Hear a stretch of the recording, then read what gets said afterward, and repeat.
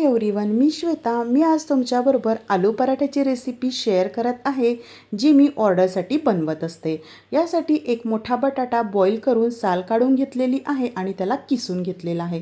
तुम्ही स्मॅशसुद्धा करू शकता. यामध्ये अर्धा चमचा हळद, 1 चमचा तिखट, अर्धा चमचा गरम मसाला, अर्धा चमचा जिरे पावडर, चवीनुसार मीठ आणि थोडीशी कसुरी मेथीसुद्धा मी ॲड केलेली आहे. कसुरी मेथीमुळे आलू पराठ्याला खूप छान अशी टेस्ट येते. तुम्ही नक्की ट्राय करा. हातानेच आपल्याला हे सगळे साहित्य जे आहे ते मिक्स करून घ्यायचे आहे, जेणेकरून आपला आलू पराठा टेस्टी होईल.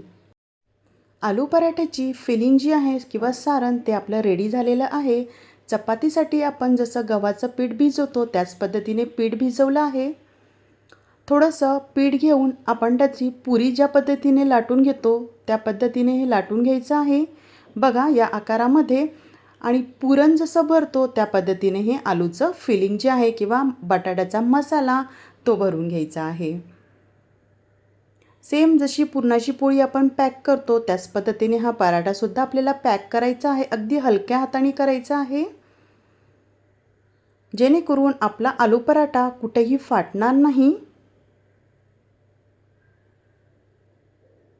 बघा अशा पद्धतीने. आणि एक्स्ट्राचं जे पीठ आहे ते आपण काढून घेऊया.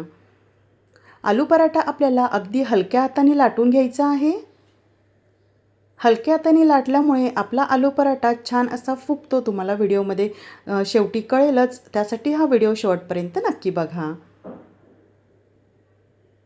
आलू पराठा किंवा कुठलाही पराठा जाड असला तरच टेस्टी लागतो, त्याच्यामुळे आपण हा जो पराठा आहे हा जाडच लाटणार आहोत.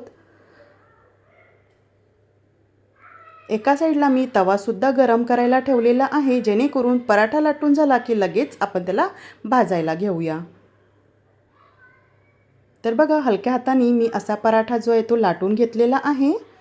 हाय फ्लेमला आपल्याला हा पराठा भाजून घ्यायचा आहे. दोन्ही साईडला जेव्हा व्यवस्थित भाजल्या जाईल त्यानंतरच आपल्याला यावर तेल, तूप किंवा बटर लावायचं आहे. बघा दोन्ही साईडला व्यवस्थित असं भाजून झालेलं आहे. त्यानंतर यावर मी तेल घालत आहे. पराठा थोडा कच्चा असताना जर आपण तेल घातलं तर तो पराठा आणखी कच्चा दिसतो जेव्हा तो थंड होतो. तर बघू शकता तुम्ही पराठा आपला मस्त असा फुगतोय. तर हलक्या हाताने पराठा लाटला तर नक्कीच तुमचासुद्धा पराठा हा फुगेल. व्यवस्थित प्रेस करून करून आपल्याला हा पराठा व्यवस्थित दोन्ही साईडला खमंग असा भाजून घ्यायचा आहे.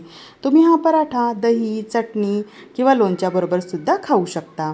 तुम्हाला ही रेसिपी कशी वाटली मला नक्की कॉमेंट करा. आणि व्हिडिओ आवडत असेल तर प्लीज चॅनलला सबस्क्राईब करा. पुन्हा भेटूया नवीन व्हिडिओमध्ये. तोपर्यंत बाय.